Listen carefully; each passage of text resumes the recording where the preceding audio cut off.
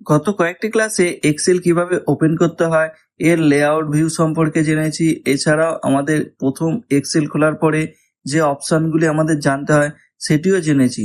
মনে রাখবেন, আমরা যখন এমএস ওয়ার্ড শিখেছিলাম প্রত্যেকটি ট্যাবের আন্ডারে প্রত্যেকটি অপশনগুলোর কাজ আমরা পরস্পর দেখেছি, কিন্তু এমএস এক্সেল শিখতে গেলে আপনার অনেক সময় লেগে যাবে। এছাড়াও এমএস এক্সেলে এমন কিছু অপশন আছে যেই অপশনগুলির কাজ শিখতে গেলে এক একটি আলাদা আলাদা ক্লাসের প্রয়োজন হয়। যাই হোক, এমএস এক্সেল যেহেতু কোনো কিছু ডেটা এন্ট্রি করার ক্ষেত্রেই কাজে লাগে, তাই আমরা এখানে কিছু ডেটা এন্ট্রি করেই এবং এর বাকি যে অপশনগুলি আছে আস্তে আস্তে দেখব। প্রথমে আমরা একটি মার্কশিট হিসাবে এখানে একটি ডেটা এন্ট্রি করে নিচ্ছি, যেটি কিন্তু খুব সহজভাবেই আমরা এন্ট্রি করব। এবং দেখুন, আমি এখানে একটি স্কুলের নাম দিয়েছি এবং এখানে মার্কশিট করছি। এছাড়া এখানে roll number, student name, subject, total, average, grade, remarks প্রভৃতি এখানে কলাম করেছি এবং প্রত্যেকটি কলামের আন্ডারে আমি এখানে 5টি ডেটা এন্ট্রি করব। যেহেতু এখানে এন্ট্রিগুলো দেখাতে গেলে অনেক সময় লাগবে, তাই আমি এখানে পুরো এন্ট্রিটি করে নিচ্ছি। দেখুন, আমাদের এখানে পুরো এন্ট্রি হয়ে গেছে। এখানে একটি জিনিস মনে রাখবেন, কোনো কিছু ডেটা এন্ট্রি করতে গেলে আগে আপনি এন্ট্রি করে নেবেন এবং ফরম্যাটিং এর কাজগুলি পরে করবেন। যদি অনেক বড় ডেটা থাকে তখন আপনি আগেই ফরম্যাটিং করতে পারেন, কিন্তু যেহেতু আমার এখানে ছোট ডেটা আছে সেই জন্য আমি এখানে জাস্ট টাইপ করে নিয়েছি এবং এটিকে কিভাবে আমি ফরম্যাটিং করব, অর্থাৎ কিভাবে সাজাবো, সেটি আমি দেখাবো। প্রথমেই দেখুন, এখানে যে স্কুলের নামটি আছে এই নামটি একদম মাঝখানে হবে। সেই জন্য আমার এখানে দেখুন যতগুলি কলাম আছে সেই কলামগুলিকে দেখুন এখানে যত পর্যন্ত কলাম আছে তত পর্যন্ত এখানে আমি কলাম সিলেক্ট করে এই যে মার্জ অ্যান্ড সেন্টার আছে সেটিকে করে দিলাম এবং দেখুন এটি পুরো মাঝখানে হয়ে গেল। এবং আমি এটিকে বোল্ড, ইটালিক, আন্ডারলাইন যা খুশি ফরম্যাটিং করতে পারি।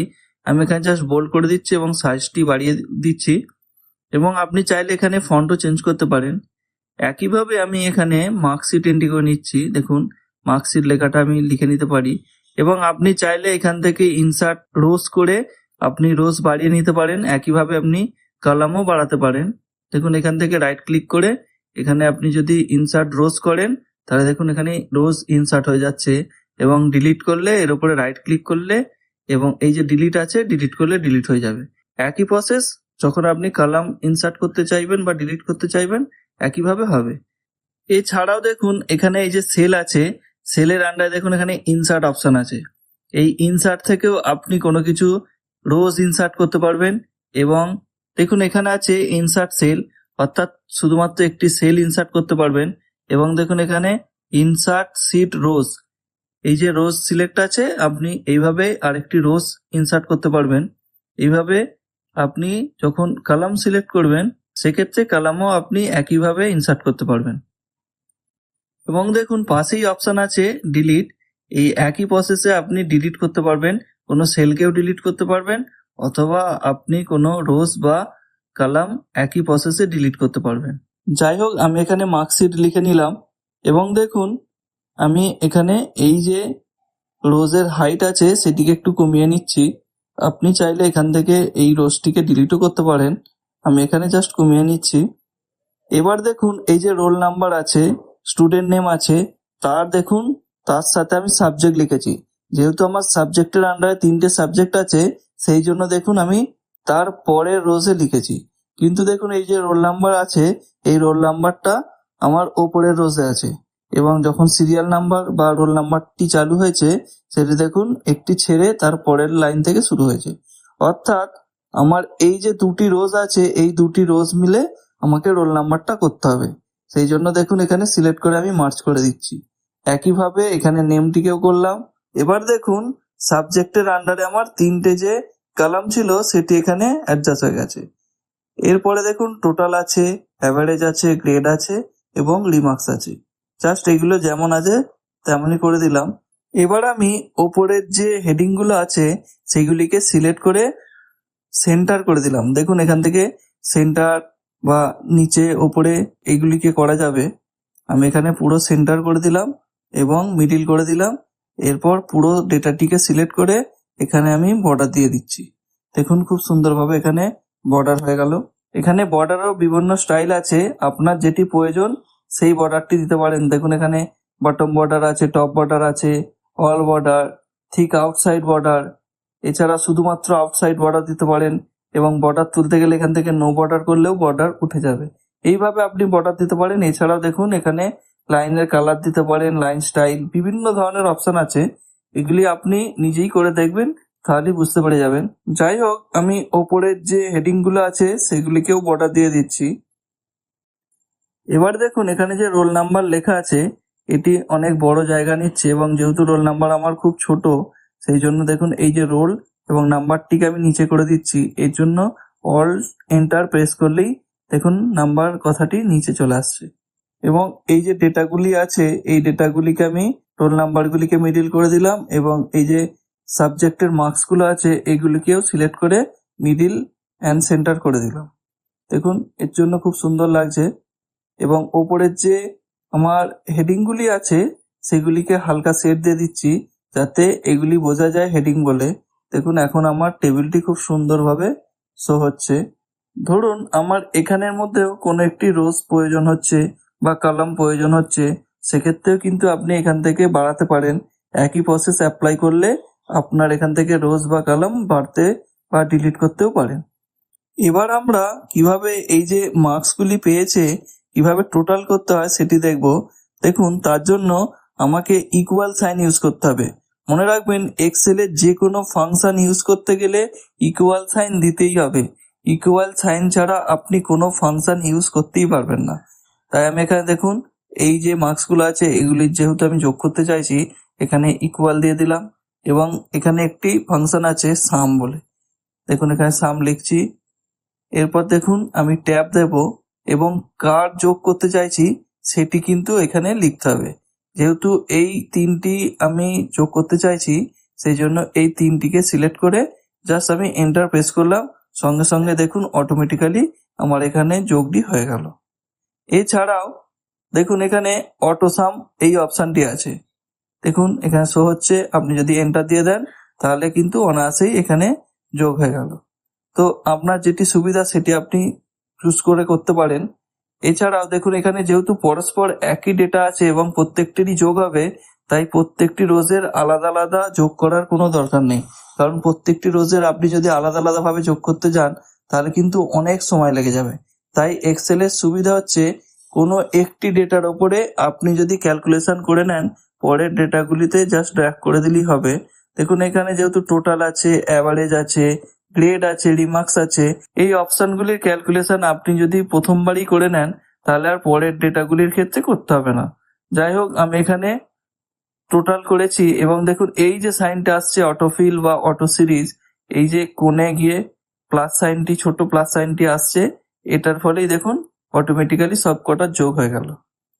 তো এইভাবে আপনি কিন্তু আগে টোটাল, অ্যাভারেজ, গ্রেড, রিমার্কস বার করে নিয়ে একবারে টেনে দিলেও হবে, অথবা আপনি যদি চান যে প্রত্যেকটা আলাদা আলাদা করতে চাইছেন অর্থাৎ তারপরে অ্যাভারেজ তারপর গ্রেড করতে চাইছেন সেটাও করতে পারেন, কিন্তু সেক্ষেত্রে টাইম বেশি লাগবে।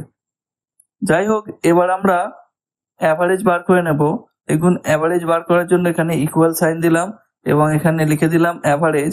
এরপর দেখুন এখানে ট্যাব দিলেই আপনি যার অ্যাভারেজ বার করতে চাইছেন সেগুলিকে সিলেক্ট করে দিন এবং এন্টার দিয়ে দিন। দেখুন এখানে অ্যাভারেজ বেরিয়ে যাচ্ছে এবং আপনি যদি এখানে পয়েন্টের ফ্র্যাকশন মাত্র দুটো দেখাতে চান সেক্ষেত্রে আগেই বলেছিলাম এটা দিয়ে বাড়ে এবং এটা দিয়ে কমে আপনি সেইভাবে অ্যাডজাস্ট করতে পারেন এবং একই প্রসেসে এটিকে সিলেক্ট করে আপনি এখানে অটোফিল করে দিতে পারেন।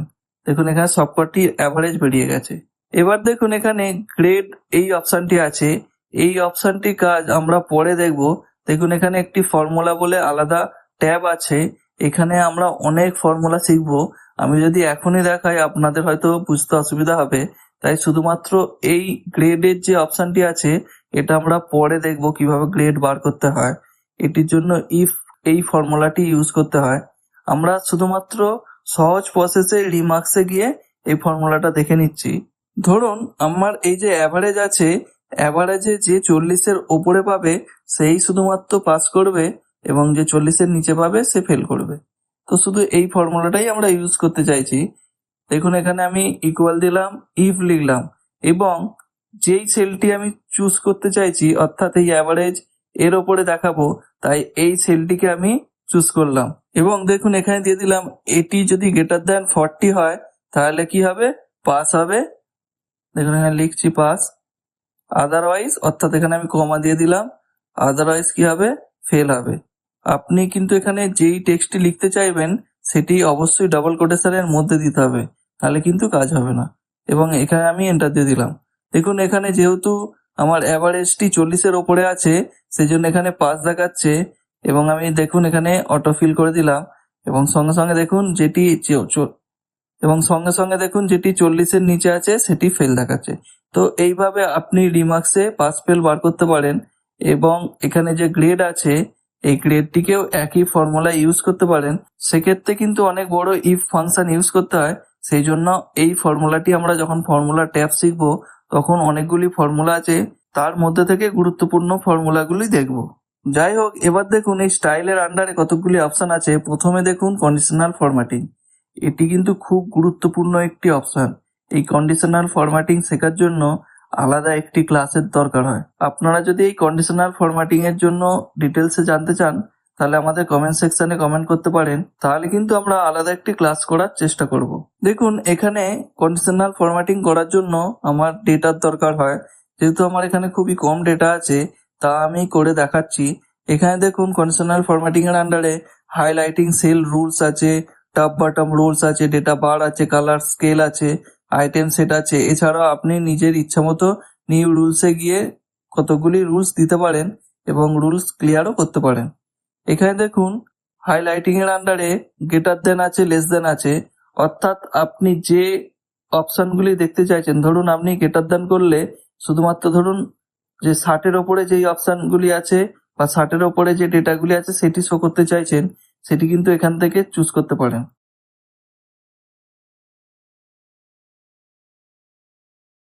এছাড়াও দেখুন এখানে ডেটা বার আছে, এই ডেটা বারের মাধ্যমে আপনি কালার কম্বিনেশনের মাধ্যমেও দেখাতে পারেন আপনার ডেটাগুলিকে। দেখুন যেহেতু এখানে এই ডেটাগুলি অনেক বেশি আছে সেই জন্য এখানে ডেটা বারটি অনেকটা বড় হয়েছে এবং এটি দেখুন অনেক কম আছে সেই জন্য দেখুন এর বারটিও অনেক ছোট। এছাড়াও আপনি এখানে আইকন সেটও করতে পারেন, যেই ডেটাগুলি বেশি সেগুলির জন্য এখানে গ্রিন কালারের আপ সাইন আছে এবং যেগুলি অনেক কম সেগুলি এখানে দেখুন রেড কালারের ডাউন সাইন আছে। এইভাবে আপনি এখানে মোবাইল নেটওয়ার্কও চুজ করতে পারেন। বিভিন্ন ধরনের এখান থেকে আইকন আছে, আপনার যেটি প্রয়োজন সেটি এখানে চুজ করতে পারেন। এছাড়াও এখানে দেখুন কালার স্কেল আছে, এই কালার স্কেলের মাধ্যমেও আপনি এখান থেকে কালার ইউজ করতে পারেন এবং এখানে মোর রুলসও ইউজ করতে পারেন। দেখুন যখনই আমি মাউস পয়েন্টারটি এর ওপরে নিয়ে যাচ্ছি তখনই কিন্তু আমার ডেটাগুলি চেঞ্জ হচ্ছে, তাই আমি এখানে আলাদাভাবে চেঞ্জ করে আর দেখাচ্ছি না। এর পরের অপশন দেখুন ফরম্যাট অ্যাজ টেবিল, যেহেতু আমি এখানে ফরম্যাট করেও নিয়েছি এবং টেবিল আকারে আমি খুব সুন্দরভাবে সাজিয়েও নিয়েছি, তাই এই অপশনটি আর আলাদাভাবে করার দরকার নেই। তাও আপনারা দেখতে পারেন, দেখুন এখানে ক্লিক করলেই সঙ্গে সঙ্গে দেখুন টেবিলের এই যে ডেটাটি সেটি চুজ হয়ে গেছে এবং এর ওপরে আপনি শর্টিং এবং বিভিন্ন রকমের এডিটিং করতে পারেন আপনাদের প্রয়োজন মতো। এবং এর পরের অপশন দেখুন সেল স্টাইল আছে, এই সেল স্টাইলের মাধ্যমেও কিন্তু আপনি এখান থেকে ডেটা অ্যান্ড মডেল চুজ করতে পারেন এবং এর কালার কম্বিনেশনও দেখুন এখানে চেঞ্জ হচ্ছে। এখানে একটি অপশন আছে দেখুন ফরম্যাট, এই ফরম্যাটের আন্ডারে rows height, autofill height, column width যেগুলো আমরা দেখছিলাম সেগুলি কিন্তু এখানে ফরম্যাটিং এর আন্ডারে আছে। আমরা কিন্তু ওইগুলিকে ম্যানুয়ালি বা মাউস পয়েন্টার দিয়েই করে নিচ্ছিলাম। এবং এখানে দেখুন সিটের নামও চেঞ্জ করা যাবে, এছাড়াও এই যে ট্যাবের কালারও চেঞ্জ করা যাবে। এর জন্য এখানে রাইট ক্লিক করেও আপনারা করতে পারেন। দেখুন এখানে একই অপশনগুলি দেখাচ্ছে, এগুলিও আমরা দেখে নেব। দেখুন এখানে আমি প্রথমে সিটের নাম চেঞ্জ করে দেখাচ্ছি, রাইট ক্লিক করে এখানে রিনেম করলাম। আপনার যেটি পছন্দ সেই নাম দিতে পারেন, আমি এখানে একটি নাম দিয়ে দিচ্ছি। এবং দেখুন এখানে আমি এবার এই যে সিটটি আছে বা এখানে যে প্রথমেই আছে এটিকে আমি কালার চেঞ্জ করছি। দেখুন এই যে ট্যাবটি আছে, ট্যাব কালার চেঞ্জ করে দিচ্ছি। আপনার যেটি পছন্দ সেই কালার ইউজ করতে পারেন, এখানে আমি একটি কালার দিয়ে দিলাম। এবার দেখুন আমি এখানে এটিকে কপি করে এখানে পেস্ট করছি। দেখুন এখানে ক্লিয়ার বলে একটি অপশন আছে, এই ক্লিয়ারের মাধ্যমে আপনি অনেক কিছু ক্লিয়ার করতে পারেন। প্রথমে দেখুন এখানে ক্লিয়ার অল আছে, ক্লিয়ার ফরম্যাট আছে এবং ক্লিয়ার কন্টেন্ট আছে, এছাড়াও ক্লিয়ার হাইপারলিঙ্কও আছে। এখানে যদি আপনি ক্লিয়ার অল করেন তাহলে কিন্তু এটি পুরোপুরি ক্লিয়ার হয়ে যাবে এবং প্রথমে যেমন আছে বা এখানে যেমন আছে সেরকমই অপশন হয়ে যাবে। এখানে যদি আপনি ক্লিয়ার অল করেন তাহলে আপনার এক্সেল শিটে যেমন প্রথমে থাকে তেমনই হয়ে যাবে। দেখুন হয়ে গেছে। আমি আবার আন্ডু করছি এবং এখানে যদি আপনি ক্লিয়ার ফরম্যাট করেন তাহলে শুধুমাত্র যে ফরম্যাটিংগুলো চেঞ্জ করেছেন সেই ফরম্যাটটি ক্লিয়ার হবে। যেহেতু আমি এখানে মার্জ করেছি, বোল্ড করেছি, কালার দিয়েছি, সেগুলি দেখুন এখান থেকে উঠে গেছে। তো এইভাবে আপনি বিভিন্ন কিছু ক্লিয়ার করতে পারেন এবং যদি কোনো কন্টেন্ট থাকে সেটিকেও ক্লিয়ার করতে পারেন। আমি এখানে ক্লিয়ার অল করে দিলাম। তো যাই হোক, আজকের ক্লাসে আমরা শুধুমাত্র এই কয়েকটি অপশানের কাজই দেখলাম। বাকি যে সমস্ত অপশানগুলি আছে সে সমস্ত অপশানগুলির কাজ দেখতে গেলে ক্লাসটি অনেক বড় হয়ে যাবে, তাই সেই সমস্ত অপশানগুলির কাজ আমরা পরের ক্লাসে দেখব। যাই হোক, আশা করছি আজকের ক্লাসটি আপনারা বুঝতে পেরেছেন।